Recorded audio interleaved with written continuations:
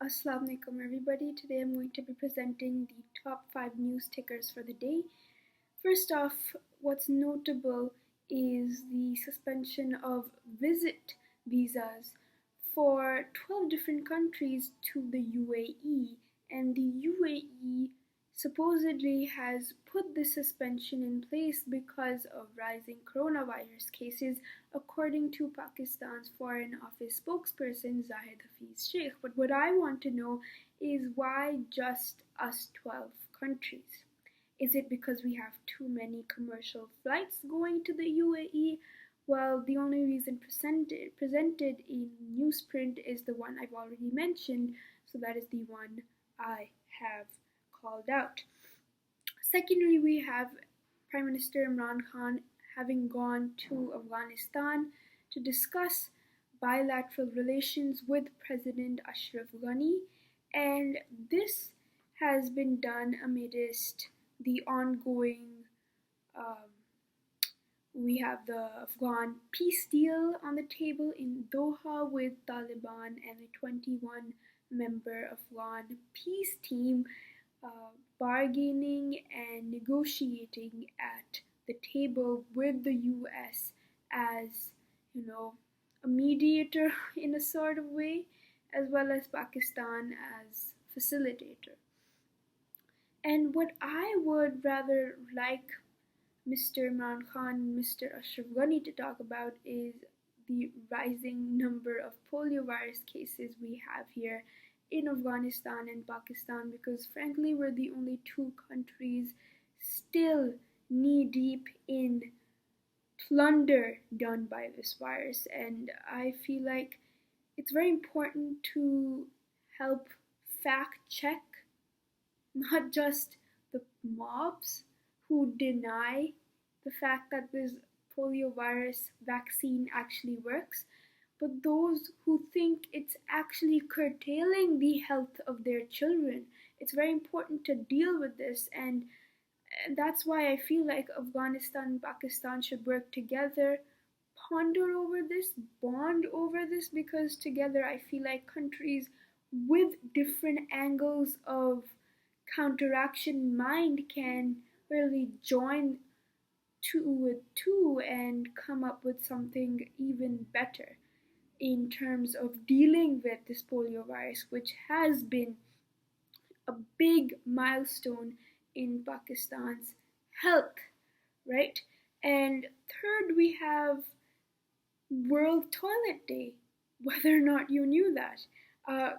Sanitary facilities are not in good condition in Pakistan, let alone in the numbers we need them to be. We don't have a lot of public restrooms, and that is also a problem because we are in the top 10 countries which have a prevalence and frequency of open defecation, and we're in the top 5 countries where we have the least amount of clean water facilities, or rather the clean water itself.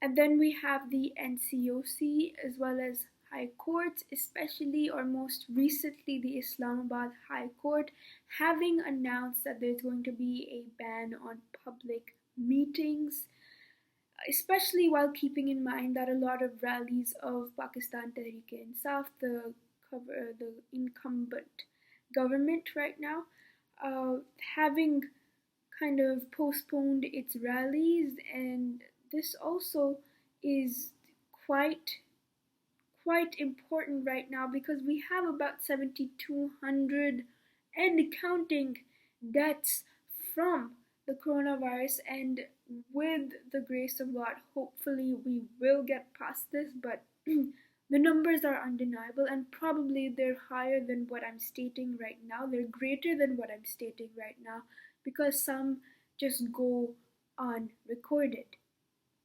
So it's very important to understand that what I have here from the Express Tribune's daily count is probably less than what's actually going on practically. So that's something to keep in mind. keep your 6 feet distance, wear masks when you have to go out and when it's necessary to go out in the first place. And the NCOC National Command and Operations Center has also issued these key guidelines and also to follow the standard operating procedures, because it's very important, once again, during a pandemic to take precautionary measures. And the NCOC itself is an organization on a national level which deals with, the public and how some procedures, with due respect, need to take place and need to be followed by certain fractions or the whole population in Pakistan. And last, we have President or former President Obama's book, A Promised Land, and it states in one place, it's an excerpt, that the quickest route to unity with India is, quote, expressing hostility to Pakistan.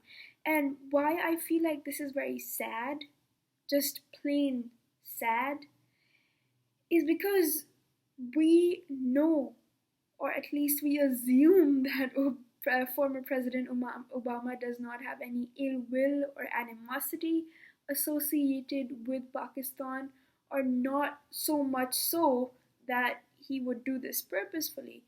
And second of all, even if he did, the fact stays the same. This is hurting national interests. And the fact that this is about former President Obama's first term in office, I feel like it's also an insight into what they were thinking then in the US and what they're thinking now in the White House. Because really, Joe Biden and Obama, their policies have not been predicted to be too different from one another. And what I find very, very devastating, I've used this word once again now to express my sadness and just devastation, once again I'm saying, because we have people in illegally occupied Kashmir, in Indian illegally occupied Kashmir, because of certain groups which are in power, who are in power, and trying to oppress the Kashmiris. We have billions, we have losses in billions in Kashmir, and I mean millions are jobless now. And it's very sad to see. It's very unfeeling in a way to know that this is something that was considered when